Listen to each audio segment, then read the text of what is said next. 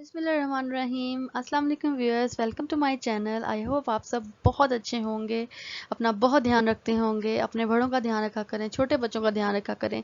जी चलें जी, lecture start करते हैं। एफएससी पार्ट 2 हमने स्टार्ट की हुई है और चैप्टर 8 हम पढ़ रहे हैं। And here is Zardasha Aftab. जी लेक्चर हमने देखना है आज 5। इसका हाफ पार्ट हम देखेंगे आज और हाफ इसका नेक्स्ट लेक्चर में हम देखेंगे, क्योंकि इसके रिएक्शंस हैं आज हमने पढ़ने। केमिकल प्रॉपर्टीज पढ़नी है अल्कीन की। लेक्चर 4 में हमने पढ़े थे प्रिपरेशंस ऑफ अल्कीन, अब हम उसके देखेंगे जी। साथ में हमने उसको प्रिपरेशन के कैसे प्रिपेयर करते हैं, उसके बाद हमने उसकी फिजिकल प्रॉपर्टीज भी देख ली थी। अब रह गई हैं जी chemical properties. Chemical properties mean the reactions of alkenes. तो आज के लेक्चर में हम देखेंगे what are the reactions of alkenes. जी सबसे पहले हम रिएक्शंस करने से पहले रिएक्टिविटी देख लेते हैं कि अल्कीन रिएक्टिव क्यों है।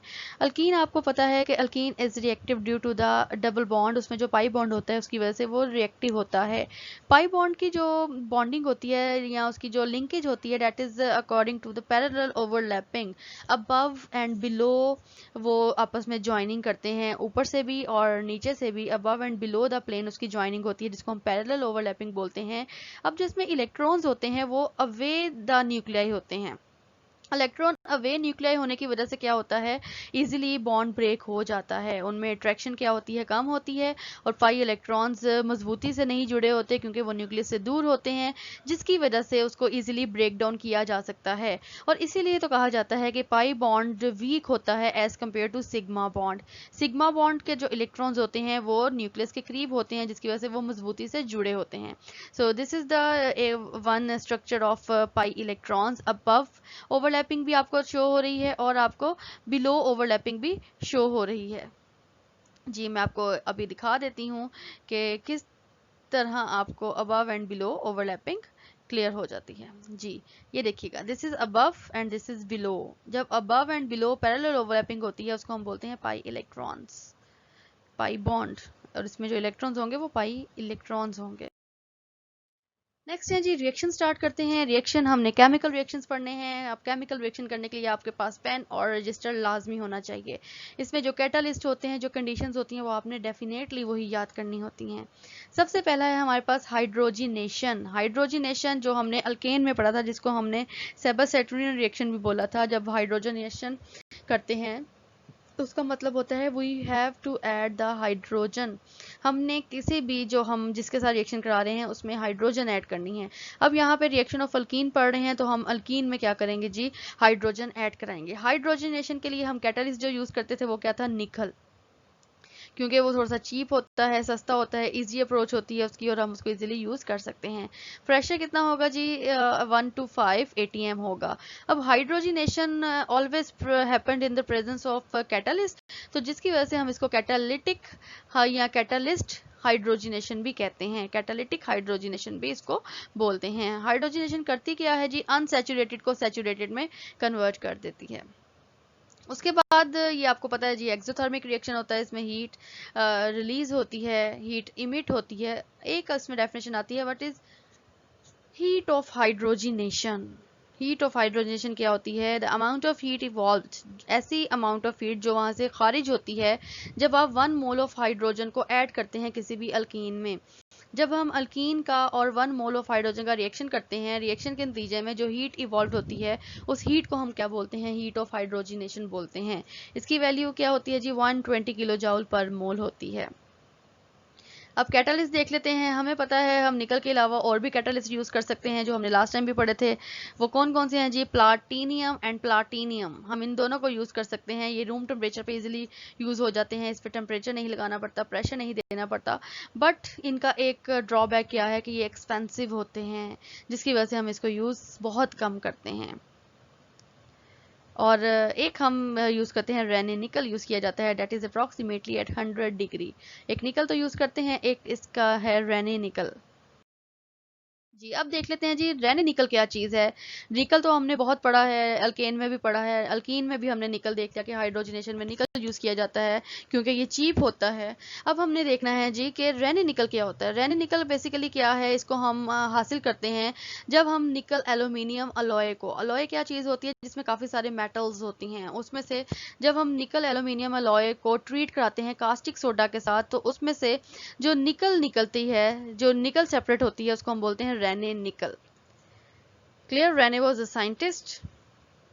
जी, ये बहुत ज़्यादा इफेक्टिव होती है, पोरस होने की वजह से उसमें पोर्स होते हैं, उसका सरफेस एरिया बहुत ज़्यादा होता है और उसकी एक्टिविटी रिएक्टिविटी भी ज़्यादा होती है। चलें जी, दिस इज़ निकल एल्यूमिनियम अलॉय। इसको आप ट्रीट करा रहे हैं किसके साथ, कास्टिक सोडा के साथ और वाटर के साथ। तो ये क्या होगा जी, आपके पास बन जाएगा निकल सेपरेट हो जाएगा, साथ में क्या बन जाएगा जी, निकल एल्यूमिनेट बन जाएगा और आपके पास जी गाइस, अब इसमें आपके पास क्या हो गया, निकल सोडियम एल्यूमिनेट बन गया, निकल सेपरेट हो गया, इसको हम रेने निकल बोलते हैं जो एज अ कैटलिस्ट यूज होगा और साथ में हाइड्रोजन इसमें इवॉल्व होगी।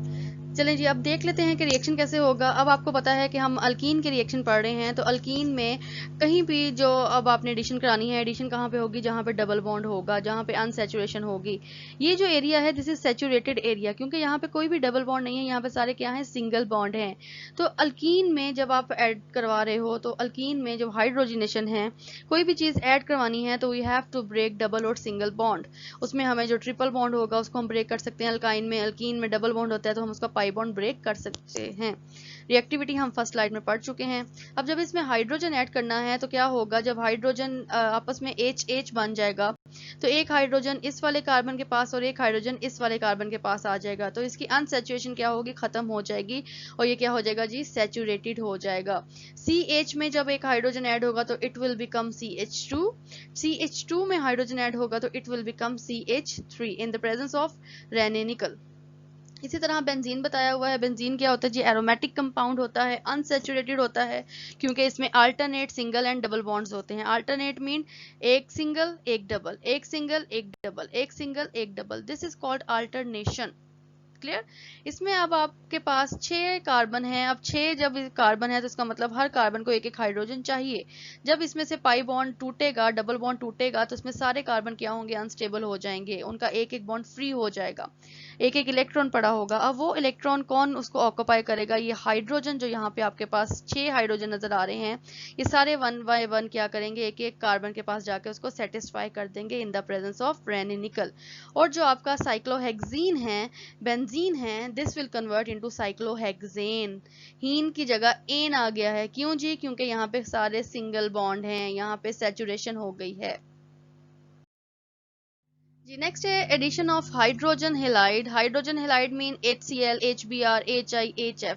हम ऑलरेडी पढ़ चुके हैं कि सबसे ज्यादा रिएक्शन जो आपके पास हैलोजन के होंगे वो ब्रोमाइड और क्लोराइड करेंगे। फ्लोराइड रिएक्शन क्यों नहीं करता, क्योंकि फ्लोराइड विगरस रिएक्शन देता है, उसको कंट्रोल करना मुश्किल होता है, और आयोडाइड रिएक्शन देता ही नहीं है, डायरेक्ट रिएक्शन नहीं होता, जिसकी वजह से ना हम आयोडाइड का यूज करते हैं और ना हम फ्लोराइड यूज करते हैं। तो मोस्टली जो हैलोजन की बात होगी उसमें क्लोराइड या और ब्रोमाइड का ही रिएक्शन होता है। और इसमें सिमेट्रिकल अल्कीन के साथ रिएक्शन बेसिकली होता है। सिमेट्रिकल क्या होते हैं, जिसमें नंबर ऑफ कार्बन्स इक्वल होते हैं। यहाँ पे एक रूल अप्लाई करेंगे जिसको हम मार्कोनिकोफ रूल कहते हैं। मार्कोनिकोफ रूल क्या होता है कि आपके पास, इसको हम नेक्स्ट स्लाइड में प्रॉपर्ली देख लेते हैं, डेफिनेशन शॉर्ट क्वेश्चन में आ जाती है। अभी फिलहाल ये रिएक्शन देखिएगा, आपके पास दिस इज वन अल्कीन, ये है आपके पास हाइड्रोजन हेलाइड HX। अब HX के साथ Cl भी हो सकता है, Br भी हो सकता है। एक अब इसमें जो मार्कोनिकोफ रूल है वो क्या कहता है कि जो नेगेटिव पार्ट है, जो आपका हेलाइड है, वो किसके पास जाएगा, वो ऐसे कार्बन के पास जाएगा जिसके पास नंबर ऑफ हाइड्रोजन कम होंगे। मैं रिपीट कर रही हूँ, अकॉर्डिंग टू मार्कोनिकोफ रूल जो नेगेटिव पार्ट है, नेगेटिव पार्ट क्या है इसमें, हेलाइड, ब्रोमाइड भी हो सकता है, क्लोराइड भी हो सकता है, will move towards the carbon which have less number of hydrogen। अब आपको पता है कि यहाँ पे एडिशन होनी है, यहाँ से एक बॉन्ड टूटेगा तो इस कार्बन पे ऐड हो सकता है और इस कार्बन पे ऐड हो सकता है। अगर मैं बात करूं कि अकॉर्डिंग टू मार्कोनिकोफ रूल तो क्या होगा, जो X है वो उसके पास जाएगा जिसके पास, उस कार्बन के पास जिसके पास नंबर ऑफ हाइड्रोजन कम है। इसके पास एक हाइड्रोजन है, इसके पास 2 हाइड्रोजन है, तो आप मुझे बताएं किसके पास हेलाइड जाएगा, इस वाले कार्बन के पास, क्योंकि इसके पास एक है। तो इधर हेलाइड अटैच हो जाएगा और जो हाइड्रोजन है वो CH2 के पास आके इसको क्या बना देगा जी, CH3 बना देगा। क्लियर, ये है अनसिमेट्रिकल। इन केस अगर सिमेट्रिकल आ जाए कि दोनों साइड पे सेम ही हो, तो हम किसी भी साइड पे हाइड्रोजन ऐड कर सकते हैं, किसी भी साइड पे हम हेलाइड ऐड कर सकते हैं, अगर दोनों साइड पे ग्रुप क्या है, सेम है। नेक्स्ट मैकेनिज्म देख लेते हैं, टू स्टेप मैकेनिज्म है। फर्स्ट स्टेप में जी क्या होता है, प्रोटॉन जो होता है, अल्कीन एक्सेप्ट कर लेता है proton, this is the first step. ये आपके पास अनसिमेट्रिकल अल्कीन है, जैसे मैंने कहा सिमेट्रिकल में रिएक्शन नहीं होगा मार्कोनिकोफ, उसमें आप किसी पे भी ऐड कर सकते हैं। अनसिमेट्रिकल में क्या है जी, CH3, इसको नहीं छेड़ना क्योंकि ये सैचुरेटेड है, ये रिएक्शन में टेक पार्ट नहीं कर रहा। कहाँ पे टेकिंग पार्ट हो रही है, जहाँ पे अनसेचुरेशन है इन दोनों कार्बन के दरमियान में। जब इधर से पाई बॉन्ड ब्रेक होगा तो जो कार्बन है, अब हमने देखना है according to Markovnikov rule, HX का बॉन्ड ब्रेक हो गया, X माइनस H पॉजिटिव। अब जो X है, अब इसमें होता क्या है, सबसे पहले प्रोटॉन की शिफ्टिंग होनी है। प्रोटॉन किसके पास जाएगा, जिसके पास नंबर ऑफ हाइड्रोजन ज्यादा होते हैं या कम होते हैं। हाइड्रोजन उधर जाता है जहां पे नंबर ऑफ हाइड्रोजन ज्यादा हैं। हेलाइड नेगेटिव पार्ट उधर जाता है जहां पे नंबर ऑफ हाइड्रोजन कम है। तो हमारे पास एक CH है और एक CH2 है, इसका मतलब जो हाइड्रोजन है वो किस कार्बन के पास आएगा, जिसके पास नंबर ऑफ हाइड्रोजन ज्यादा है, तो इट विल बिकम CH3 हो जाएगा। बॉन्ड टूटा, ये स्टेबल हो गया। लेकिन ये कार्बन क्या है, बॉन्ड टूटने से इसके 3 बॉन्ड बने हैं और ये स्टेबल नहीं है, और ये क्या हो जाएगा जी, पॉजिटिव हो जाएगा। जब इस तरह आ जाता है पॉजिटिव कार्बन के ऊपर, उसको हम बोलते हैं carbocation. And this step is first step and this is slow step. So first step and slow step is always rate determining step. ये फर्स्ट ईयर में हम क्लियरली बड़ी डिटेल से पढ़ चुके हैं। और हेलाइड क्या हुआ है जी, सेपरेट हो गया है वहां से अलग। स्टेप 2 है, अब जो हेलाइड बना है वो कार्बोकेटाइन पे अटैक करेगा और नई प्रोडक्ट बना देगा। जी, ये वही हैं दोनों जो पीछे आपने प्रोडक्ट बनाई है। अब इनका आपस में रिएक्शन होना है। ये नेगेटिव है, मैंने आपको पहले ही बताया था, एरो की पोजीशन नेगेटिव से पॉजिटिव की तरफ जाती है। जो टेल होती है वो नेगेटिव की तरफ, जो हेड होता है वो पॉजिटिव की तरफ जाना है। स्टूडेंट्स बहुत बड़ी गलती कर देते हैं, वो इस एरो को इस तरह लगा देते हैं, टेल पॉजिटिव की तरफ कर देते हैं। जिसके पास इलेक्ट्रॉन ज्यादा हैं उधर टेल करेंगे, जिसके पास इलेक्ट्रॉन जा रहा है, जिसके पास डेफिशिएंसी है, पॉजिटिव है, उसकी तरफ हेड होगा। अब ये क्या करेगा जी, हेलाइड ग्रुप इसके ऊपर अटैक करेगा और इस कार्बन को स्टेबल कर देगा, तो आपके पास ये प्रोडक्ट बन जाएगी। This is first step and this is second step. First step, और ये रेट डिटर्मिनिंग स्टेप नहीं होता। रेट डिटर्मिनिंग स्टेप कौन सा होता है, the slowest step will be the rate determining step. So this is the mechanism. अब देख लेते हैं जी what is Markovnikov rule. Definition आ जाती है और एग्जांपल आपने साथ करनी होती है। अनसिमेट्रिकल रिएजेंट यूज करते हैं। I have already told you कि आपने इसमें अनसिमेट्रिकल करना है, अल्कीन यूज करना है। इसमें सिमेट्रिकल का कोई काम नहीं है। सिमेट्रिकल मीन अल्केन के साथ ये रिएक्शन पॉसिबल नहीं होंगे, अनसिमेट्रिकल लेना है। अनसिमेट्रिकल हम किस सेंस में ले रहे हैं कि आपके पास जो फंक्शनल ग्रुप है, डबल बॉन्ड है, उसके इक्वल नंबर ऑफ कार्बन होते हैं। अब negative part of the unsymmetrical reagent goes to the carbon of double bond which have least number of hydrogen. I already told you कि negative part कहाँ जाएगा, ऐसे carbon पे जाएगा जिसके पास नंबर ऑफ हाइड्रोजन कम हैं। क्लियर हो गया। और जो पॉजिटिव पार्ट है वो कहाँ जाएगा जी, जिसके पास नंबर ऑफ हाइड्रोजन ज्यादा हैं। अब इसमें जो इंटरमीडिएट स्टेज बनती है, जो इसमें सेंट्रल कार्बोकेटाइन बनता है, उसको आप इंटरमीडिएट भी बोलते हैं या ट्रांजिशन स्टेट भी बोल देते हैं। जी, रिएक्शन देखते हैं। यहाँ पे आपको 2 रिएक्शन दिए हुए हैं, एक करेक्ट है, एक रॉन्ग है। हमने देखना है जी which one is correct and which one is wrong. For example ये आपके पास कंपाउंड है प्रोपीन। अब प्रोपीन में देखें जी, एक CH डबल बॉन्ड CH2। अब यहाँ पे अगर हम डायरेक्ट रिएक्शन देखें तो हाइड्रोजन ने कहाँ जाना है, जहाँ पे नंबर ऑफ हाइड्रोजन ज्यादा हैं, और ब्रोमाइड नेगेटिव ने कहाँ जाना है, जहाँ पे नंबर ऑफ हाइड्रोजन कम है। अब अगर हम करते हैं जी कि अगर एक नॉन केमिस्ट बंदा बैठा हुआ है, हम उसको कहते हैं उसने मार्कोनिकोफ रूल नहीं पढ़ा, वो अपनी तरफ से इस तरह की बॉन्डिंग भी बना देगा, CH2 के साथ Br लगा देगा और इसको CH2 दे देगा। According to Markovnikov rule this product is not proper, ये रॉन्ग है। मार्कोनिकोफ क्या कहता है कि आपने नेगेटिव पार्ट उसको देना है जिसके पास नंबर ऑफ हाइड्रोजन कम होंगे, और हाइड्रोजन किधर जाएगा, जिसके पास नंबर ऑफ हाइड्रोजन ज्यादा होंगे। तो ये वाली जो प्रोडक्ट है, this product is correct. Next है जी एडिशन ऑफ सल्फ्यूरिक एसिड। इसमें हम cold concentrated sulphuric acid use करते हैं, अल्कीन में इसको ऐड करते हैं तो वो बना देता है, किस चीज की फॉर्मेशन होती है, अल्काइल हाइड्रोजन सल्फेट बनता है जो कि एसिड में सॉल्युबल होता है। इसमें भी मार्कोनिकॉफ रूल को हमने फॉलो करना है। अब ये सिमेट्रिकल आ गया है जी। अब यहाँ पे क्या होगा, ये पूरा पार्ट जिसमें मैं आपको कर्सर हाईलाइटर घूमता नजर आ रहा है, ये पूरा पार्ट क्या है जी, नेगेटिव है, SO3H। क्लियर। अगर हम इसको देखें, चलें इसको देख लेते हैं, SO3H क्लियर हो गया। और ये पॉजिटिव हो जाता है, अगर हम सिर्फ OH को निकालें तो ये नेगेटिव हो जाता है। अगर आप HSO4 निकालते हो तो ये नेगेटिव होगा और H पॉजिटिव हो जाएगा। क्लियर। अब इस रिएक्शन में क्या होगा, यहाँ पे क्या बनना है, अल्काइल हाइड्रोजन सल्फेट बनना है, तो यहाँ पे इधर से ब्रेकेज होगी, सल्फर पॉजिटिविटी शो करेगा और ऑक्सीजन OH क्या हो जाएगा जी, नेगेटिव शो करेगा। जब यहाँ से बॉन्ड टूटेगा तो क्या होगा, अब हाइड्रोजन एक इधर आ जाएगा, अगर हम देखें, अगर हम इस तरह देख लेते हैं, एक हाइड्रोजन इधर आ जाएगा, CH3 बन जाएगा, और ये जो CH2 है ये क्या करेगा जी, इसके साथ थायोसल्फेट ग्रुप ऐड हो जाएगा, SO3H ऐड हो जाएगा, और ये क्या बन जाएगा, इथाइल हाइड्रोजन सल्फेट बन जाएगा। क्लियर। अब इसमें जो ब्रेकेज हुई है वो इस तरह ब्रेकेज हुई है, लाइक दिस, जहां पे आपको ये कर्सर घूम करता नजर आ रहा है। अब यहाँ से ऑक्सीजन क्या है जी, माइनस, ये क्या है जी, पॉजिटिव। अब इसमें एक कार्बन अनस्टेबल है तो दूसरा भी अनस्टेबल हो रहा है बॉन्ड टूटने पे, तो क्या होगा, एक कार्बन क्या ले लेगा, हाइड्रोजन, वो बन जाएगा CH3, और दूसरे कार्बन के साथ ये पूरा ग्रुप जो नेगेटिव वाला है वो अटैच हो गया है, इन द सिंपल लैंग्वेज। ठीक है, हम इसकी दो तरह से ब्रेकेज कर सकते हैं। अब अल्काइल हैलाइड को जो बॉईल करते हैं तो वाटर के साथ ये डीकम्पोज हो जाता है, रिस्पेक्टिव अल्कोहल दे देता है। इसको हम हाइड्रेशन रिएक्शन भी बोलते हैं क्योंकि हम इसमें वाटर को ऐड कर रहे होते हैं। वाटर कैसे ऐड हो रहा है जी, अब इसमें जी CH3CH2O SO3, ये आपके पास जो पिछली प्रोडक्ट बनी है इथाइल हाइड्रोजन सल्फेट, वाटर में क्या होता है, H positive and OH negative. अब अगर आप इस वाले को देखो तो इसको जस्ट क्या चाहिए, इसको चाहिए सिर्फ इस वाले पूरे ग्रुप को, this group will need only hydrogen. आपने जो कैटालिस्ट H2SO4 यूज किया है, अगर इस पूरे ग्रुप को देखो तो इसमें सिर्फ हाइड्रोजन ऐड होगा तो ये दोबारा से आपका कैटालिस्ट बन जाएगा। कैटालिस्ट वो चीज होती है जो रिएक्शन में स्पीड अप करने के लिए तो यूज होती है, लेकिन वो खुद को कंज्यूम नहीं करती। अब जब यहाँ से ये ऑक्सीजन निकलेगा तो ऑक्सीजन H पॉजिटिव और OH नेगेटिव वाटर में से किस पार्ट को लेगा, जिसपे पॉजिटिव चार्ज है, क्योंकि ये पूरा पार्ट क्या रखता है जी, नेगेटिव पार्ट रखता है, तो वो वाटर में से प्रोटॉन लेके क्या बना लेगा, H2SO4 बना लेगा।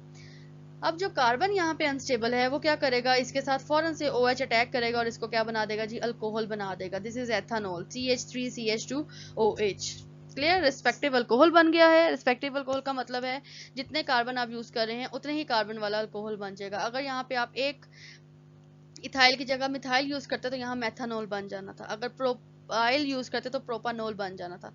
अब क्योंकि हम इथाइल यूज कर रहे हैं तो हमारे पास रिस्पेक्टिव अल्कोहल क्या होगा जी, एथानॉल हो जाएगा, और साथ में जो कैटलिस्ट है वो आपके पास वापस आ जाएगा। So this reaction is also called hydration reaction, क्योंकि हम इसमें वाटर भी ऐड कर रहे हैं जी। नेक्स्ट है एडिशन ऑफ हेलोजन।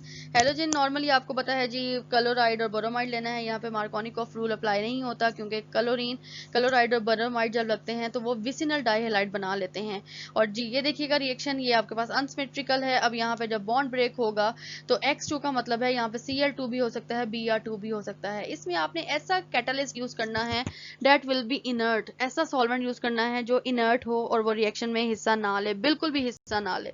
तो यहाँ पे मोस्ट इनर्ट जो है वो है कार्बन टेट्राक्लोराइड। उसको रूम टेम्परेचर पे हम यूज करेंगे तो जब Cl2 है तो वो Cl में डिवाइड हो जाएगा, Br2 है तो वो Br में डिवाइड हो जाएगा, और एक कार्बन के पास एक हेलाइड ग्रुप और दूसरे के पास दूसरा हेलाइड ग्रुप आ जाएगा। तो इसको हम बोल सकते हैं विसिनल डाइहेलाइड। ये हम ऑलरेडी पढ़ चुके हैं अल्केन में कि विसिनल हम क्यों कहते हैं, क्योंकि साथ साथ वाले कार्बन पे ग्रुप्स अटैच होते हैं। डाइहेलाइड में दो ग्रुप्स लगे हुए हैं। ऑलरेडी टोल्ड यू कि फ्लोरीन बहुत ज़्यादा एग्रेसिव होता है, रिएक्शन नहीं करता, एक्सप्लोसिव रिएक्शन देता है, फ़ौरन से दे देता है, कंट्रोल करना मुश्किल हो जाता है, जिसकी वजह से हम फ्लोरीन यूज़ नहीं करते। और आयोडीन बहुत नखरे से रिएक्शन देता है, अपनी मर्जी से डबल स्टेप में रिएक्शन देता है, डायरेक्ट रिएक्शन नहीं देता, तो हम इलेक्ट्रॉन आयोडीन को भी यूज़ नहीं करते। तो मोस्ट जो इलेक्ट्रोफिलिक रिएजेंट हैं वो इफेक्टिव वो कौन से हैं जी, क्लोरीन और ब्रोमीन, इसको हम नॉर्मली यूज़ करते हैं। ये रिएक्टिविटी का ऑर्डर है, ये अक्सर आ जाता है। फ्लोरीन देखें जी रिएक्शन बहुत विगरस रिएक्शन करता है, फौरन से रिएक्शन करता है, हाईली रिएक्टिव होता है। उसके बाद क्लोरीन, ब्रोमीन और आयोडीन क्या होता है जी, बहुत कम रिएक्शन करता है, ना होने के बराबर। ये अक्सर एमसीक्यूज में इसका ट्रेंड आ जाता है।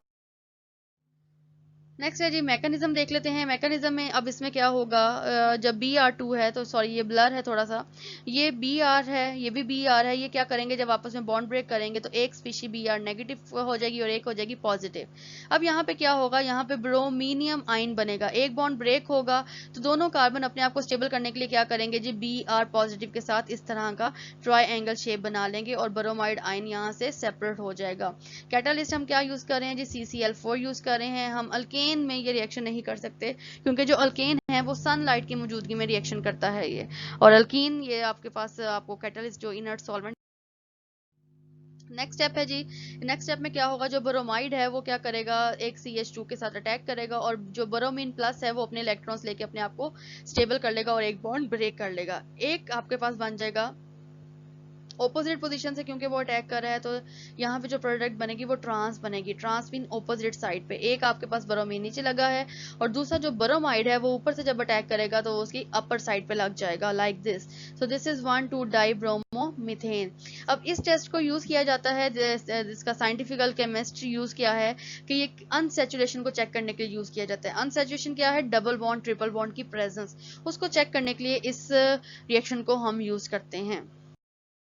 थैंक यू गाइस, आज के लिए इतने ही रिएक्शन पढ़ने हैं, ताकि हाफ इसके रिएक्शंस रहते हैं वो हम नेक्स्ट में देखेंगे, यूजेस भी देख लेंगे, इसलिए हाफ करवाए हैं क्योंकि बहुत बड़ा लेक्चर हो जाता है और रिएक्शंस हैं तो आपको इसकी प्रैक्टिस भी करनी है, तो साथ साथ प्रैक्टिस करें। अपना बहुत ध्यान रखें, दुआओं में याद रखें। अल्लाह हाफिज।